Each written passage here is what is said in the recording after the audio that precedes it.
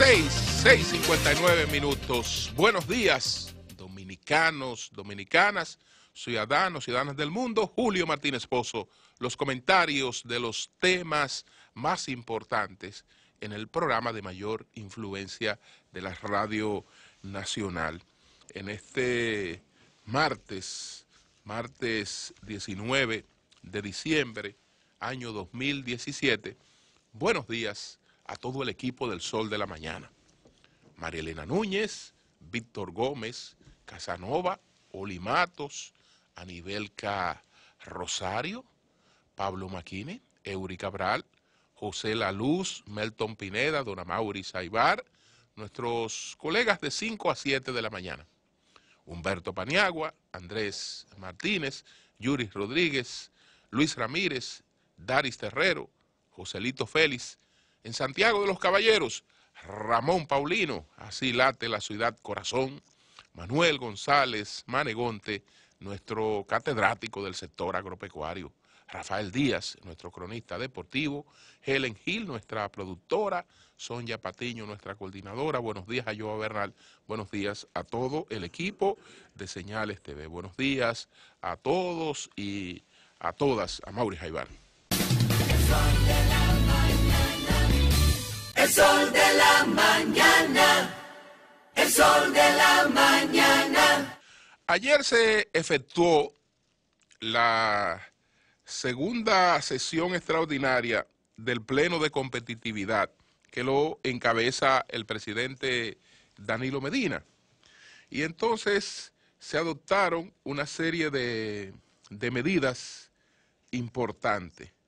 Entre esas medidas importantes está la posibilidad de que una nueva empresa pueda ser constituida en 3 días. 3 días para la constitución de una empresa. El permiso de construcción, que todo el mundo sabe que es una odisea, que puede llevarse varios meses. Dicen que 184 días, pero nadie sabe cuándo te sale un permiso de construcción, es decir, cuándo hay una respuesta frente a una solicitud de un permiso de construcción. Y esto se ha planteado un plazo no mayor de 60 días.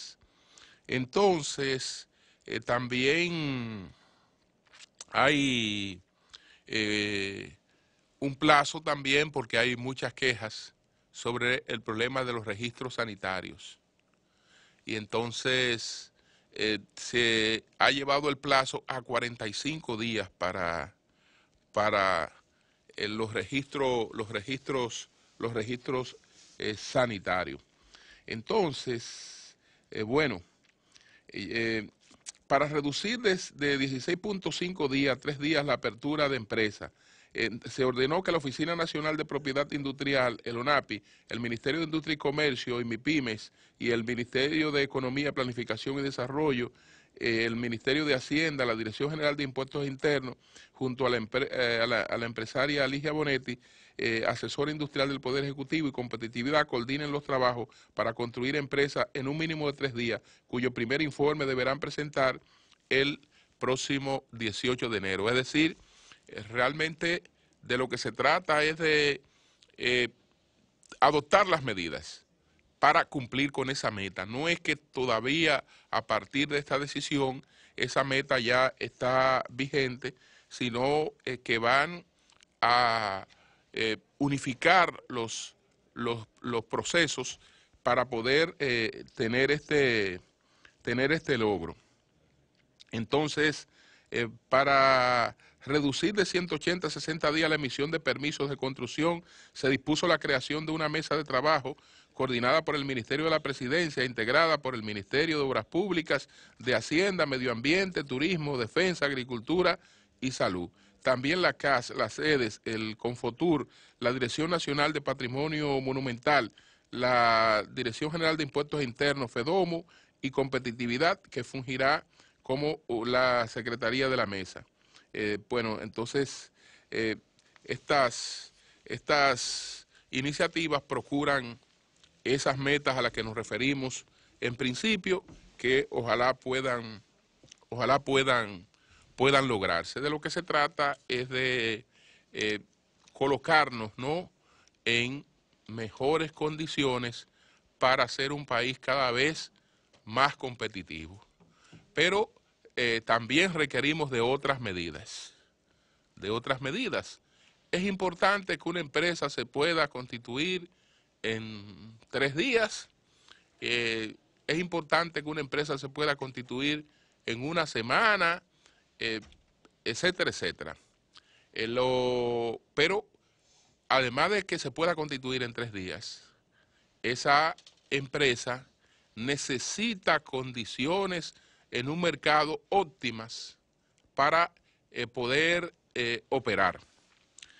En la charla que ofreció Marcial Narri en la Asociación de Industria de la República Dominicana, que la comentamos por lo que planteó sobre el panorama desolador del sector arrocero, él decía, en referencia al director de Impuestos Internos, el licenciado Magín Díaz, que se había caracterizado por ser una persona que no estaba saliendo a cazar animales salvajes en el zoológico.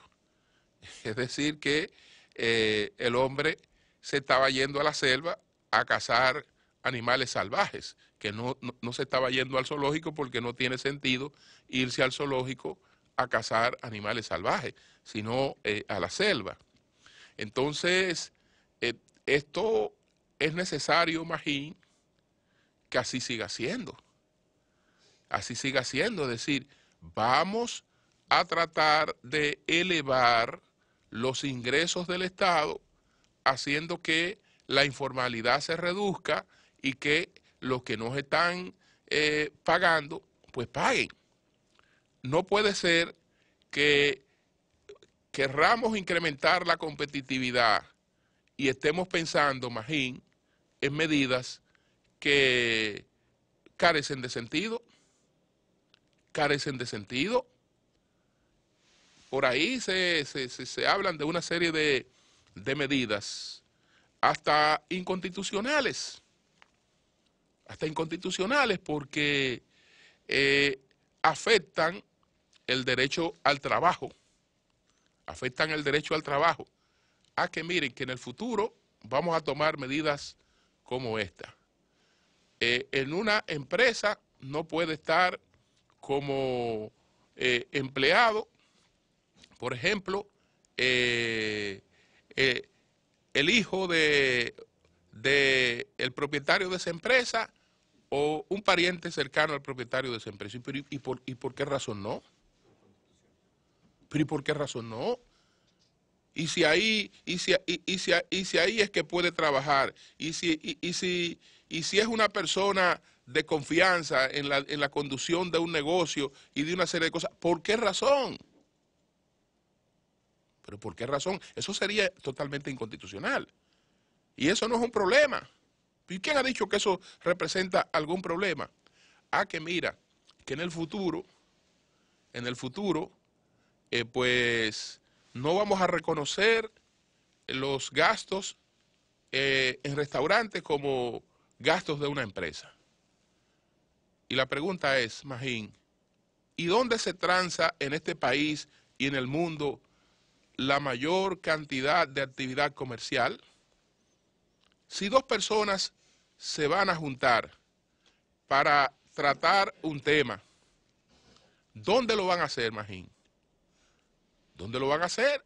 Y te voy a decir, ven a mi casa. Pero si te digo, ven a mi casa, es una situación hasta incómoda, porque en mi casa, ¿qué te voy a brindar? Entonces tengo que romperme la cabeza para ver qué es lo que te gusta a ti. Y poner a la mujer que trabaja allá a que me prepare una cosa que te gusta a ti sin saber si finalmente te va a gustar. Y entonces pero tú no eres una persona de mi confianza para yo llevarte a mi casa, apenas nos vamos a conocer para tratar, para tratar un tema. ¿Y dónde nos vamos? Bueno, vamos a juntarnos a tal hora en tal sitio. Y punto. Entonces ahí usted pide lo que usted quiera, solicita lo que usted quiera y no hay problema y hacemos la reunión. Pero eso en todas partes del mundo. Es decir, el papel fundamental de los restaurantes tienen dos clientes en todas partes del mundo. Fundamentales, porque también las familias lo hacen los fines de semana, para que serían el tercer gran grupo, pero en todas partes del mundo, en primer lugar, y sobre todo en las poblaciones urbanas, en primer lugar, la actividad de negocios. La gente que se junta para la actividad de negocios. En un segundo lugar está la gente que está haciendo turismo y muchas veces ese turismo está combinado con actividad de negocios. Y tercero ya son las familias que van a esos lugares. Pero lo más natural es que ese sea un escenario de la actividad comercial, que ese sea un escenario de la actividad de negocios. Bueno, no lo vamos a reconocer como tal en el futuro. Es decir, que lo que estamos haciendo es que, bueno, vamos a juntarnos en un patio. Vamos a juntarnos en un patio. ¿Tú ves? O cogemos para tu oficina y tú ahí pides algo para meterle un bajo terrible a la oficina y ahí comemos. Entonces, no, las cosas así no. Las cosas así no. Entonces, si estamos hablando de competitividad, dejémonos de tontería. Dejémonos de tontería y vamos a buscar las cosas donde está realmente la evasión en el país. No en tonterías. No en tonterías. Y creo que Magín ha hecho un gran trabajo y ojalá que no se desvíe, que no desvíe el foco de su trabajo. Magín, como dice pues Marcial Narri, sigue cazando en la selva y no vayas a cazar al zoológico, que ese sería un grave error. El sol de la mañana, el sol de la mañana. Bueno, ayer comentamos lo de Marcelo Odebrecht, que el que fuera presidente de Odebrecht, después de haber enfrentado una condena que en principio era de 19 años, que después se redujo a 10 años, que entonces ahora eso fue variado por una prisión domiciliaria. Va desde Curitiba, donde estaba, a una prisión domiciliaria. Ahora, el cambio es que hay un nuevo panorama en la empresa y por eso es que algunas personas y algunas reseñas periodísticas hablan de problemas familiares en Odebrecht. Lo que ha pasado en Odebrecht es que por medidas que se adoptaron en la gestión de el padre de Marcelo, don Emilio, por medidas que se adoptaron en Odebrecht, pues ningún miembro de la familia podrá formar parte del consejo de Odebrecht. Es decir, ningún miembro de la familia estará en la estructura directiva de Odebrecht. No quiere decir que ellos no pertenezcan a esa empresa, que no sigan siendo socios importantes, accionistas de esa empresa, pero de acuerdo con las modificaciones estatutarias que se han hecho, ninguno puede ocupar una posición directiva. Desde luego que con eso algunos tienen diferencia, entre ellos Marcelo, con esta decisión, pero ya esta es una decisión irrevocable. Ya esto es una decisión irrevocable y forma parte de las medidas que ha tomado la empresa para retomar las orientaciones que le dieron orígenes, para tomar el camino que le dio origen a Odebrecht, que era una empresa que nació con dos características. La primera, el máximo de calidad en sus obras. La segunda, obra terminada, obra comenzada, obra terminada, dejara beneficio o dejara pérdida. Y en base a esos parámetros, esta empresa se expandió hasta llegar a estar presente, como lo está todavía, en 27 países.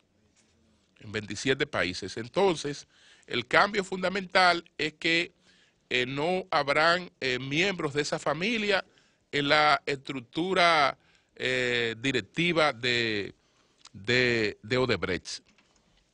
Entonces, Marcelo Odebrecht terminará de cumplir su prisión en domicilio, y una vez pues haya cumplido, podrá dedicarse a otra cosa, pero no a volver, no a regresar a función directiva alguna en la empresa. Eso es lo que ha ocurrido con este señor Marcelo Odebrecht y con la familia en sentido general, que ya ninguno tendrán, ya no habrán Odebrecht en Odebrecht. No habrán Odebrecht en la dirección de Odebrecht. Tendrán que ser personas escogidas con independencia de ellos para tomar las decisiones fundamentales en la empresa. El sol de la mañana. El sol de la mañana. Bueno, el Listín lo publica hoy en primera plana. Lo publica en primera plana. Y yo lo advertí desde el principio. Desde el principio, señores, ese es un panfleto sin ningún valor jurídico. Por eso le llamé panfleto, porque es un panfleto sin ningún valor jurídico. Y me imaginaba que la suerte de ese panfleto, me refiero al documento apócrifo, que se filtró de la autoría del señor Miguel Ángel Rodríguez, director de informática de la Junta Central Electoral, que se filtró, entre comillas, yo diría que se filtró, y lo publicó el Diario Libre hace unos meses. Desde el principio dije, esto es un panfleto. Pero además, ese panfleto escrito con resentimiento, está elaborado de manera tal que persigue un objetivo, y sin embargo, el propio panfleto es contrario al objetivo que persigue. Porque el panfleto persigue desmeritar, desacreditar el contrato con la empresa Indra. Pero como quien lo redacta está más afectado por el resentimiento frente al expresidente de la Junta Central Electoral, entonces las cosas malas que se ocupó de atribuirle a los equipos exoneran a los equipos de responsabilidad. Porque si usted me dice que unos equipos no sirven, es porque unos equipos tienen desperfecto. Entonces, alégueme lo desperfecto de esos equipos. No. Esos equipos, una parte no funcionaron, dice el panfleto, por imprevisión. ¿Y qué diablos tengo yo que ver si le he vendido unos equipos que por imprevisión los equipos no funcionen?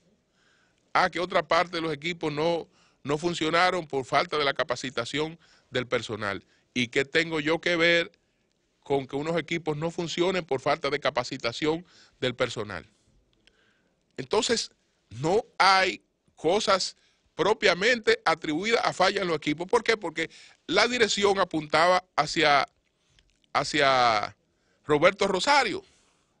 Y entonces el panfleto, en cualquier proceso judicial, pues lo que haría sería que pudiera ser un elemento de descargo de la empresa, porque fue hecho con ese criterio. Sin embargo, lamentablemente, la Junta y su presidente le dieron una característica a un apócrifo que nunca debieron darle, porque el presidente de la Junta ofreció varias declaraciones que en cierta medida le daban legitimidad a ese apócrifo. Pero además, ese panfleto, después de que se había filtrado supuestamente de manera extraoficial, el Departamento de Comunicaciones de la Junta lo distribuyó a todos los medios. Pero se distribuyó a todos los medios un documento que no había sido conocido por el Pleno de la Junta Central Electoral. Y para dejarlo en evidencia, el expresidente de la Junta Central Electoral le notificó por acto de alguacil para que le comunicaran en qué reunión del Pleno habían aprobado ese informe. Y la Junta tuvo que pasar por la vergüenza de admitir que el Pleno no había conocido el informe. Y que sin conocer el informe entonces, sin conocerlo, se apresuraron y lo remitieron a la Cámara de Cuentas. Y cuando hicieron eso, les advertí que lo que estaban haciendo era perder su tiempo, porque eso no tenía ningún valor. Ningún valor. Bueno, lo que publica hoy el Listín Diario en su primera página es el resultado de lo que había advertido en estos comentarios. Yo tengo, no la reseña del periódico Listín Diario, que es bastante amplia, sino el propio documento, porque en esto es bueno, más que la reseña, tener el documento que le fue remitido al presidente de la Junta Central Electoral. Él aquí está esta copia de este documento del despacho del presidente de la Junta Central Electoral. Entonces, este documento dice lo siguiente. Esto le fue remitido el 12 de diciembre al presidente de la Junta Central Electoral. Y el documento dice lo siguiente. Licenciado Julio César Castaño Guzmán, presidente Junta Central Electoral, su despacho, asunto, remisión del informe sobre los equipos adquiridos para las elecciones 2016. Anexo, opinión legal emitida por la Dirección Jurídica de la Cámara de Cuentas. Honorable presidente, cortésmente la Cámara de Cuentas de la República Dominicana procede a devolver el informe sobre los equipos adquiridos para las elecciones 2016 que le fuera remitido mediante comunicación de fecha 15 de noviembre del año 2017, suscrita por el secretario general de la Junta Central Electoral, debido a que el contenido del indicado documento no le es oponible a este órgano superior de fiscalización y control externo del Estado. Con sentimiento de alta estima y consideración, atentamente, el licenciado Francisco Álvarez Pérez, presidente de la Cámara de Cuentas. Pero vamos a ver entonces los argumentos de la Cámara de Cuentas en su opinión legal, que están aquí anexos en este documento que le fue remitido al despacho del presidente de la Junta Central Electoral. Dice lo siguiente, opinión legal.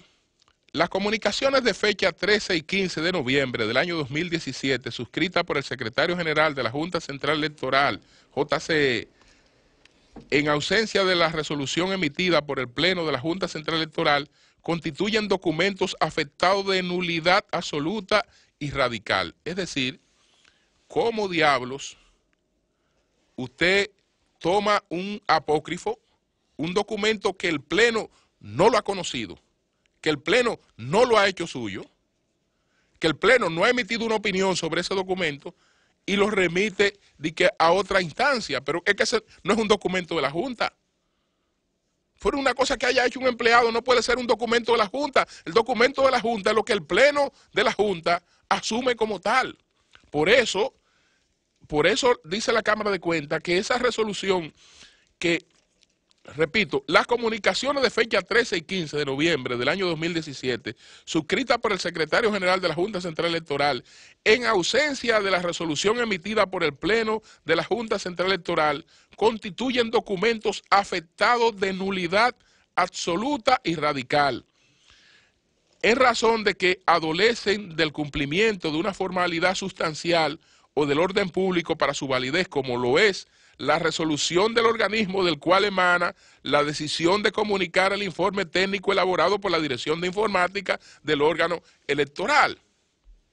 Por otra parte, el informe técnico de referencia no guarda ninguna relación con la solicitud de investigación especial formulada por la Junta Central Electoral a la Cámara de Cuentas de la República, en razón de que el requerimiento formulado va dirigido a la determinación de aspectos de carácter financiero derivados de la ejecución de un contrato administrativo de suministro, en lo que se presume la satisfacción del adquiriente, debido a que no se observa en la documentación que conforme el expediente ningún tipo de reparo, salvedad u objeción relacionada con la calidad y operatividad de los mismos. El informe técnico de los equipos informáticos adquiridos por la Junta Central Electoral como elemento probatorio carece de contenido jurídico ponderable por tratarse de la opinión de técnicos que mantienen una relación laboral de subordinación con el organismo electoral, entidad que constituye una de las partes incursas en el diferendo contractual que se presenta, por lo cual mal podría erigirse válidamente en juez y parte de su propia causa. Y entonces aquí está este documento que lo firma la doctora Belkis María Pérez Peña, directora de la Dirección Jurídica. Eso, señores, es la crónica de una respuesta esperada. Entonces ustedes ven por qué siempre consideré que eso era un panfleto carente de cualquier valor jurídico, por las explicaciones que ha dado, que ha ofrecido ahí muy válidamente, pues la Cámara de Cuentas de la República Dominicana. Entonces, miren, este conflicto es preocupante. Este conflicto es preocupante porque, lamentablemente, la Junta Central Electoral ha quedado en un callejón sin salida. En un callejón sin salida, porque, perfecto, usted no quiere pagar esa deuda o no tiene recursos para pagar esa deuda. Lo correcto es entonces que usted busque el auxilio del gobierno para poder cumplir con esos compromisos, porque probablemente las deudas que tiene la Junta Central Electoral y las deudas encontradas en la Junta Central Electoral tengan que ver con compromisos que el propio gobierno hizo con la Junta Central Electoral que después no fueron cumplidos fielmente. Pero a esa Junta Central Electoral, además de las elecciones generales, se le encargó todo un plan de regularización de extranjeros que incluyó una auditoría del registro civil desde el año de 1929 hasta la fecha de la entrada en vigencia del libro de extranjería. Y a propósito de eso, se incurrió en una serie de inversiones para esos fines que se supone que el gobierno iba a auxiliar en eso. Y después vinieron las elecciones, que siempre, después de cada elección, realmente lo tradicional es que ese organismo haya quedado con deudas importantes. Entonces, ¿qué yo hago si encuentro deudas importantes? Bueno, me dedico a desacreditar esas deudas. Y si yo desacredito esas deudas, ¿cómo voy a conseguir los compromisos para honrarlas? Porque si ahora yo me aparezco al gobierno y le digo, mire, estamos ahorcados. No tenemos con qué responder algunos de nuestros compromisos. Entonces necesitamos un aporte. Pero ¿y para qué sería el aporte? ¿Para pagar esa deuda desacreditada? Es decir, tú me estás pidiendo aporte para pagar una deuda que tú has desacreditado. No. Entonces, ¿qué pasaría con la Junta Central Electoral incapacitada de cumplir sus compromisos? Que estamos en un callejón sin salida. Estamos en un callejón sin salida, es decir, ¿cómo diablo el gobierno? Pues entonces el que se va a desacreditar el gobierno. Ahora mismo, si el gobierno aportaría recursos para el pago a Indra, ha puesto un gobierno corrupto. Porque esa deuda, esta gente la están desacreditando y la oposición dice que no se debe pagar. Entonces, ¿cómo diablo va a haber aporte para eso? Ah, bueno, nos metemos en un callejón sin salida, en unos problemas jurídicos ahí que no tenemos manera de salir. Tenemos manera de salir por la forma en la que eso se ha manejado. Cambio y fuera.